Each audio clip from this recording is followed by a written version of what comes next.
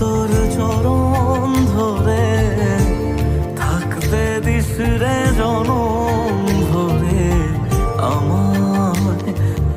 মাগো তোরে পাগল ছেলে রইবে রে রোজ তোরা চুলের ছায়ায়।